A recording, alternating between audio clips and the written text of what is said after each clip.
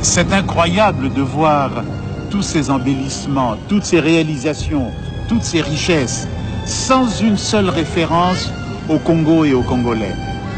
Après tout, si Léopold II a pu entreprendre tout ceci, c'est grâce à la richesse du Congo, au sang des Congolais, aux souffrances des Congolais, à l'exploitation du Congo. C'est incroyable, cette manie d'effacer le Congo. Pour moi, c'était Léopold II en personne. Pas la statue de Léopold II, mais Léopold II. Tellement grand, tellement haut, qui semblait être là pour m'écraser, me dominer. Et puis, pas question de passer devant le cheval. Il fallait passer derrière. C'est comme si je me sentais obligé de respirer l'odeur des excréments du cheval de Léopold II. Après l'indépendance, il était encore là. C'était une vraie provocation. Et puis enfin, est arrivé le jour où je suis là et je vois des jeunes gens tirer Léopold II. Une revanche, une joie de voir enfin ce scandale par terre, là où il devait se trouver. La réputation de Stanley est celle d'un bâtisseur, d'un pacificateur, d'un constructeur. En réalité, ce qu'il a fait, c'est d'abord de casser, de briser, de détruire tout ce qui existait avant. Et à la place, c'est vrai qu'il construit quelque chose de nouveau, une logique marchande et une logique politique. Et ce nouveau système, il le met au service de l'Occident et en particulier au service du roi Léopold II. Ce document, c'est l'acte général de la conférence du Congo, publié le 26 février 1885 à Berlin. Ce document est connu dans l'histoire comme étant l'acte général de la conférence de Berlin. Léopold II, roi de Belgique, n'était pas présent à Berlin. Le Congo est à peine reconnu par les grandes puissances comme propriété personnelle de Léopold II que le roi met en branle sa machine infernale.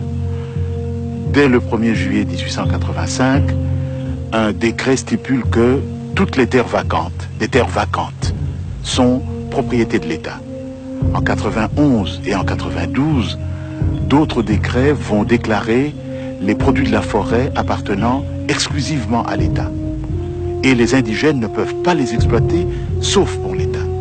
Donc, en un tour de main, Léopold II a dépouillé les Africains de tous leurs biens et transformé le Congo en un vaste camp de travail forcé. Bango bazaki na mindoki okoki kobunana yete bakobete bino masasi lokola nyama koboma bato ebele bakovanda ndako te bakovanda ka obele kuna boyi na zamba lokola nyama.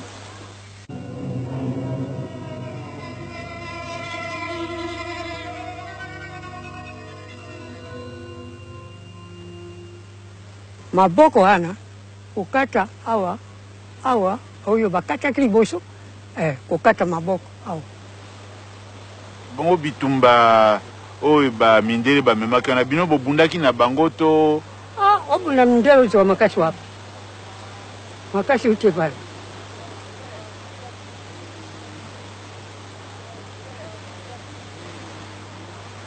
Mindele ya kauchu bazaki penza batu mabe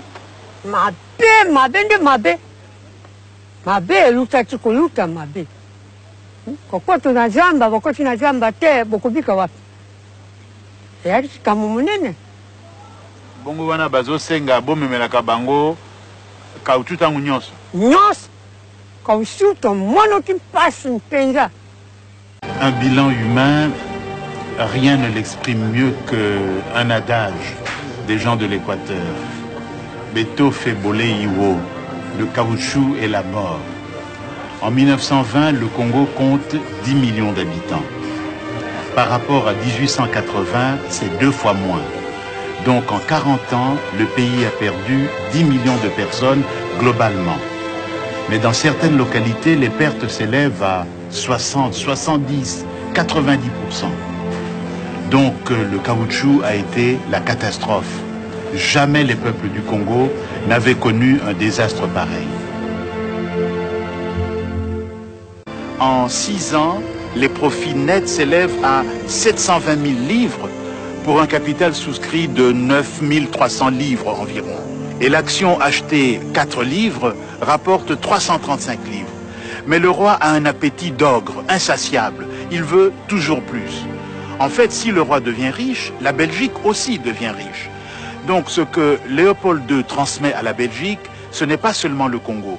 C'est aussi le système des compagnies concessionnaires avec toute leur force de corruption et aussi avec tous les abus qui leur sont associés. Tel un aveu de culpabilité, Léopold ordonne la destruction de tous les documents compromettant sur la gestion de l'État indépendant du Congo. C'est tout de même bizarre, cet homme qui, dit-il, n'a rien à cacher et qui détruit toutes les traces de son action.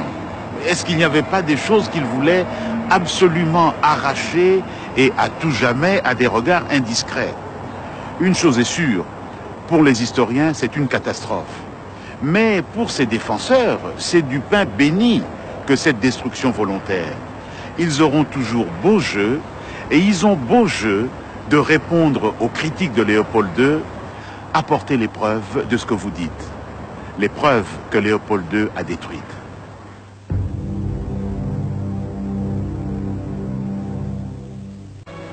C'est remarquable qu'après sa mort, une nouvelle image de Léopold II émerge, et avec elle, une histoire entièrement remodelée. Dans cette nouvelle histoire, qui est patriotique, se trouvent mélangées 3 choses.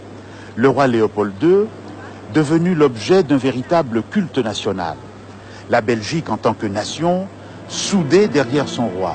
Et le Congo, devenu enfin une colonie de la Belgique.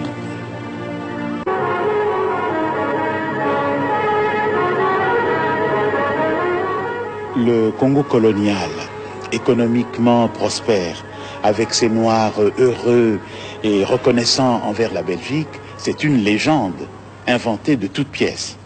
Car on a mis au point une stratégie consistant à rendre propre l'argent du Congo, à assimiler les intérêts de la Belgique et ceux du Congo, et surtout à nier le passé, à l'occulter et à le faire oublier.